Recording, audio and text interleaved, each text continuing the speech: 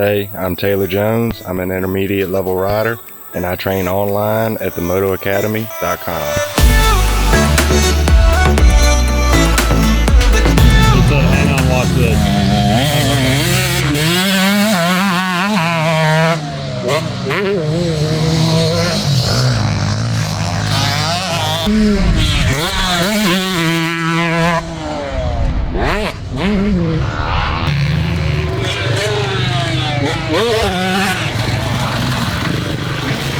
Wow.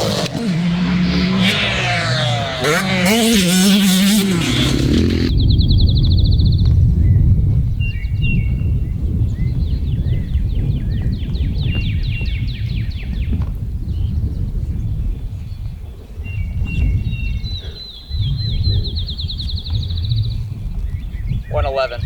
Just in case I forget, I can come back to here. Okay. And I'm doing big steps just to be like, this has got to be all of 3 feet, yeah?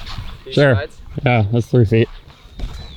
According to my calculations. It's probably more than 3 feet, but just No. so people don't.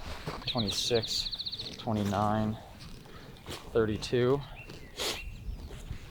35, 38, 41.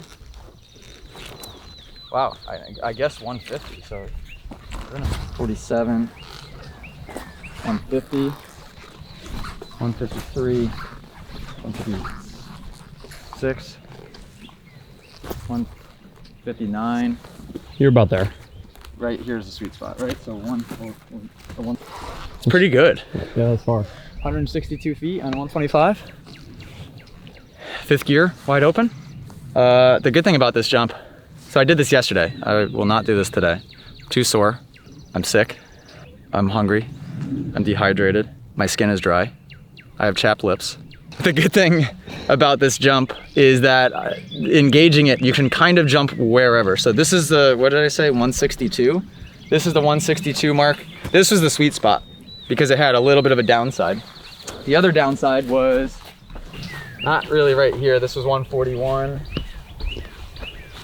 Was right here. So probably 130 is the second pocket that you could land in.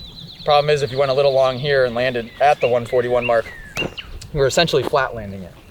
But that's what I did, is I jumped, I don't know, I probably jumped 40, 90, and then once or twice I went to here, to 110-ish. And then honestly, I think I just went full sent, and I just fully sent it all the way to the bottom. The benefit with yesterday, none of these braking bumps were here. Like if you mistimed it today and you landed in one of the braking bumps, get ugly quick. But yesterday, it was smooth, so it just had the big humps that you had to land on. Coming down from that high up, I do typically say when you're casing a jump or when you're landing a jump, land both wheels at the same time. Did you notice that yesterday, that when I was jumping this, I was landing a little bit back tire first? That's because I was basically coming down from the moon to the flat. So if you're flat landing something, you'd wanna land ever so slightly back tire first. The problem was I had supercross suspension and my fork, if you watch the video in slow motion, editor's note, when you slam the forks down, they only went like halfway through the stroke. So it would send that all the way up through my arms. But on normal suspension, you would go all the way through the stroke. It would feel a lot smoother than it did on my supercross bike.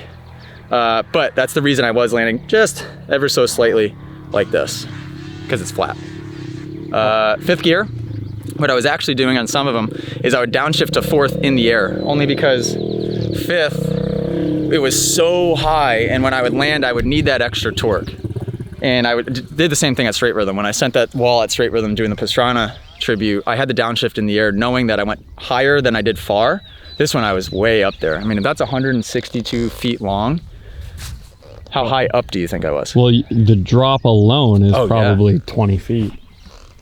Yeah. And that's significant. And I'm probably at least 30 above the jump face. Yeah, you fell 55 stories. Yeah. Good job, Chief Man. Yeah, I did it. Why would you ever do something like this?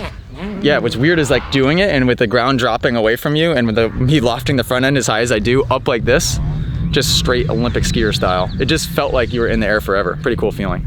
So I guess that's how you jump 162 feet on the 125. Don't recommend it. Definitely don't recommend it. Cam, you want to try it? Okay. Okay. Nope. Well, why would you ever You wouldn't. You wouldn't? No, like nobody. Why would anyone do No. this? It makes no sense. It's just for you. People could do it. Why? It felt pretty easy, to be honest. Okay. That's it. Good luck jumping 162 feet on your 125. Don't do it. Albert says don't do it. Subscribe. Toodaloo.